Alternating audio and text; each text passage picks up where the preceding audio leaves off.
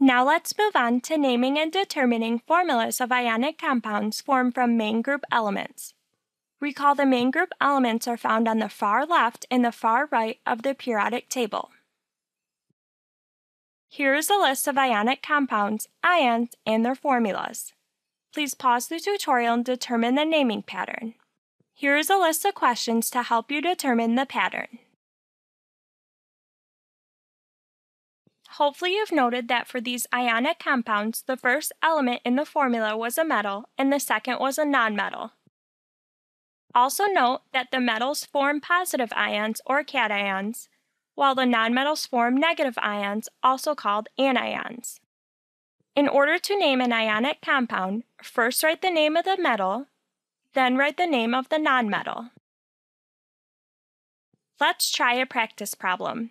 What is the correct name for the compound CaI2? The correct name is calcium iodide. Now let's look at how we can write the formula for an ionic compound. Why is calcium iodide, CaI2, not just CaI? Ionic compounds are electrically neutral, which means the overall positive charges on the cations in one formula unit must equal the overall negative charges on the anions in one formula unit. In other words, to obtain a neutral compound, the charges are balanced to form a net zero charge. Looking at the periodic table, we see that calcium is a metal in the second column from the left, indicating that the charge on the calcium ion is 2+. Similarly, iodide is a nonmetal located one column to the left of the noble gases, so the iodide ion has a 1 negative charge. Thus, to form an electrically neutral compound, we must have 2 iodide ions for each calcium ion.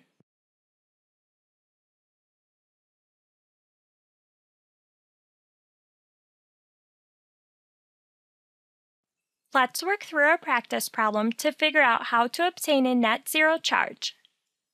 What is the correct formula for barium oxide?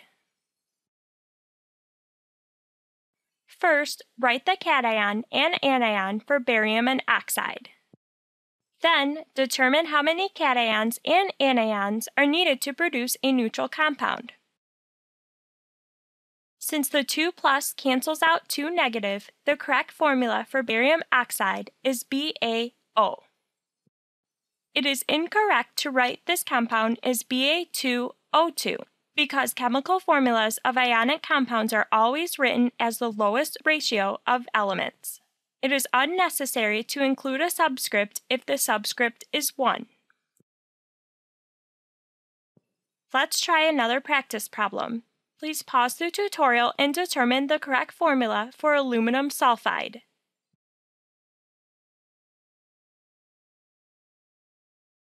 In order to determine the correct formula of aluminum sulfide, first write the cation and anion.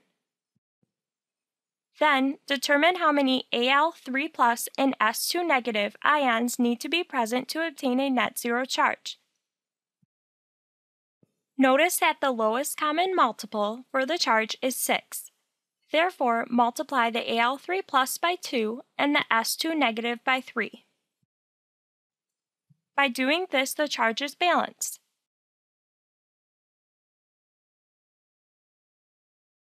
Here's a list of common anions, cations, and polyatomic ions. An ion that consists of 2 or more atoms is referred to as a polyatomic ion.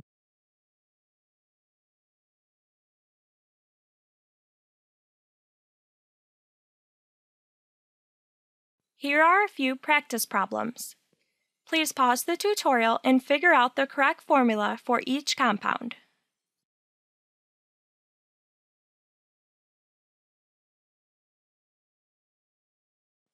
In order to determine the correct formula for magnesium nitrate, first write the cation, then write the anion. Then, determine how many magnesium ions and nitrate ions need to be present to obtain a net neutral charge. Let's try using trial and error to figure out the correct formula. Let's say there need to be 2 magnesium ions and 2 nitrate ions. This is not the correct answer because the net charge is not 0. Let's try 1 magnesium ion and 2 nitrate ions. This is the correct answer because there is a net 0 charge. Therefore, the formula for magnesium nitrate is Mg parenthesis NO3 parenthesis 2. If there are more than one polyatomic ion in a formula, we must put parentheses around it and put the subscript outside of the parentheses. If the parentheses were not used, the formula would be NO32.